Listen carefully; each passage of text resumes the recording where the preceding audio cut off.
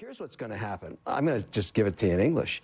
Every single tariff schedule, they started in the Second World War, that far back, on every product in every country has never been looked at this way. So India, Ireland, England, Canada, Mexico.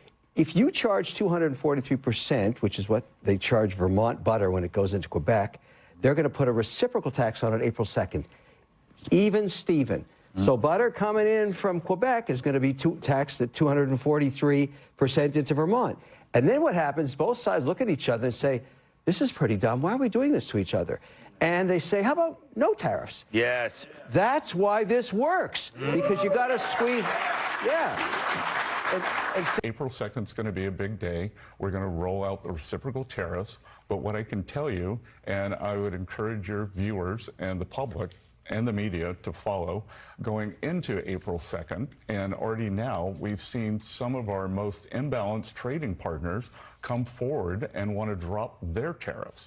So by President Trump pushing forward with a tariff plan, reciprocal tariffs, if you drop yours, we'll drop ours. We are already seeing some of the worst offenders come down. April 2nd is an important day, but I would also tell everyone to look what happens from April 2nd to, say, June 30th as the other countries come down too. And President Trump's created a win-win situation here. Either the tariff barriers come down, the U.S. can export more, trade is fairer. It's always been free, but not fair. And then we, or if they don't do it, we'll take in substantial revenues. It's really quite simple. This isn't rocket science. And you know, what baffles me is how some people come out and are completely against this. Oh no, no tariffs, no tariffs, no tariffs. But people tariff us.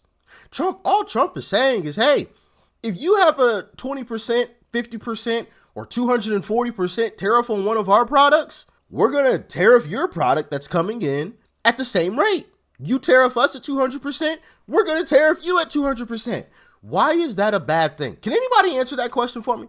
Like, I have seen some videos of obviously Democrats saying that this whole tariff thing is a bad idea. Why?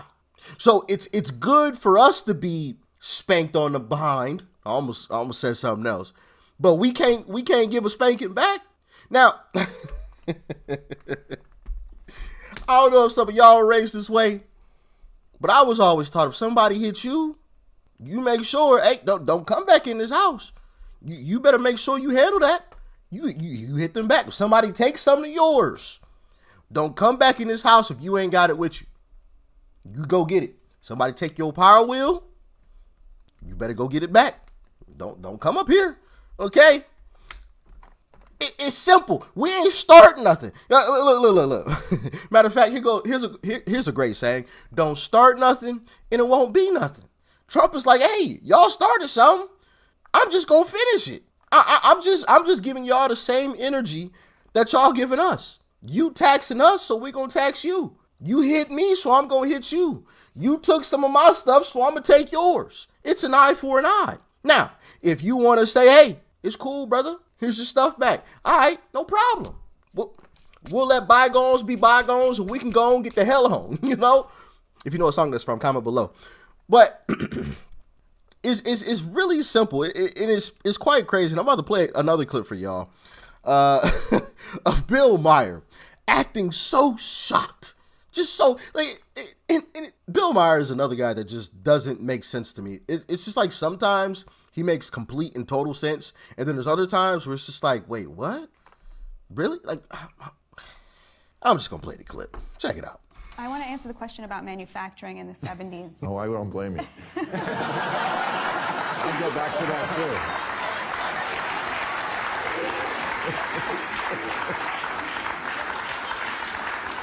So the reason people want to go back to the 70s is in the 70s, the largest share of our GDP was in the middle class. And that was not separate from the fact that 25% of our economy was in manufacturing. Right, the largest share of our GDP. Was in the middle class, the biggest chunk. The middle class, most people of who what were was middle produced income. came from the middle, and now it comes from what? The rich. Now, the top 20% controls over 50% of the GDP.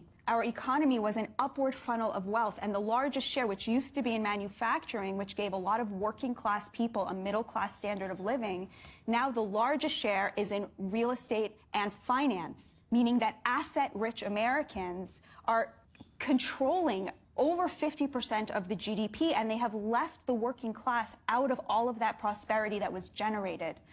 That manufacturing is still being done. It's just being done in other countries. It is still For wages we will not work for. That's exactly right. You're right, Bill. That's what the tariffs are for. They are to make American workers more competitive in the global market. Why are we accepting that there should be a race to the bottom? You know, China, what is its competitive advantage over us? It's that it pays slave wages. Why should we accept that? They're still manufacturing our PPE, our pharmaceuticals, our cars. They're making all that stuff. Trump says there are 5 industries that we cannot have any kind of national security without having a stake in them. Pharmaceuticals, lumber, steel, aluminum, and I forget what the 5th one was. But these are really important, that we have a stake in the manufacturing of the things that we need as a nation, so that when China decides that it wants to go to war against us, we're not relying on them for steel and aluminum in order to fight them. Okay, well, at least that's an answer. You see what I mean? Oh, well, at least that's an answer. What? That made so much sense. Like, the fact that you could say that lets me know you are completely Trump deranged. Now, if this was Obama or Joe Biden or Kamala saying this to Bill Maher, this is such a great idea. See what they did to us, we're doing it back to them, and we're helping the American people. But because it's Trump, oh, well, you know, that's, at least you said something, I guess. Oh my goodness, these folks, man. Trump derangement is a serious disease, man. It really is. She just perfectly explained it. We are helping the American people. We should not be racing to the bottom. Why are we so reliant upon these other countries when, hey, listen, if something happened, we're up Schitt's Creek without a paddle in sight. China's making all of our shit, and we're getting it from them because it's pennies on the dollar. But now we're going to war against them. So who's going to make all of our stuff? Well, we're going to have to build the facilities, train the people, ramp up production. And by that time, well, shit, it's already too late. We didn't already ran out of the stuff that we needed. So why don't we start producing it here on American soil and start taxing the hell out of the stuff coming from China so the American worker can actually compete? We shouldn't just give up just because they decide to pay their workers pennies on the dollar. Like, that just doesn't even make sense. It doesn't make sense. It's just literally, it doesn't make sense for the workers over there, but it's mind-boggling how anybody could just be like, oh, well, yeah, that's, at least she said something. Like, what? She's talking about helping the American people. How Trump is helping the American people, making sure we are set up for success. Trump had said this to the politicians of where was it? I think Germany or something. How they were so reliant upon Russia for their oil, or I forgot what it was, like oil or something. And Trump was like, bro, you guys better fix this. And they all laughed at him. I'm sure you guys probably remember the clip that I'm talking about. And they all laughed at him. And lo and behold, oh, well, Russia goes to war with Ukraine, and we're up Schitt's Creek without a paddle in sight. Turns out Trump was right. You shouldn't be reliant upon countries that could possibly become your enemies. That's just common sense. But apparently common sense is no longer common in this world here that we live in today, which is so sad. So sad. Like, what happened to common sense, man?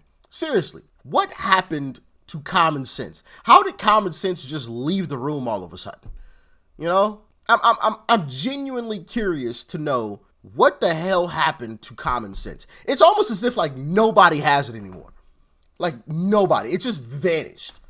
Like what's the movie? I think it's Men in Black, where they have like the flash to like erase people's memory. It's like the entire globe got flashed and like erased common sense. It's just like non-existent for like 90% of the population. It's like, bro, everything that Trump's doing is common sense. Deporting illegals. That's common sense. They're here illegally. They're criminals. Deport the criminals. We already have enough criminals here as it is. We don't need more. Deport them. Tariffing, reciprocal tariffs against countries that have tariffs against us.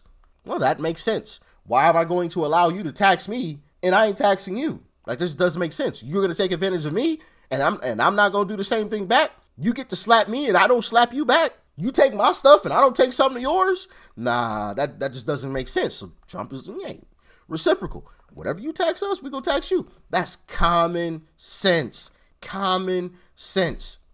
Doge, getting rid of government waste, making sure the government is running efficiently, not wasting a bunch of money, not laundering a bunch of money.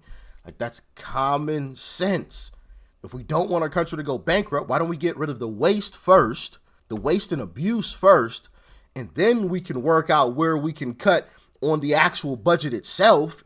Okay, well, we're spending a lot of money on this. Okay, we can cut that back just a little bit, save a little money, and also at the same time, give the American taxpayer some relief by possibly getting rid of taxes for people who make under $150,000 a year. Common sense, because if we don't spend as much, we don't need to take as much. Trump's entire presidency is common sense, and it's like, it's just non-existent for 90%. But let me know what y'all thinking, man. It's wild out here. But shout out to I don't even know the young lady's name. Batia Ungar Shark. Yeah, I'm not even gonna try to pronounce it. But anyway, common sense, baby. We need to bring it back. Make common sense great again. Peace and love. I'm out.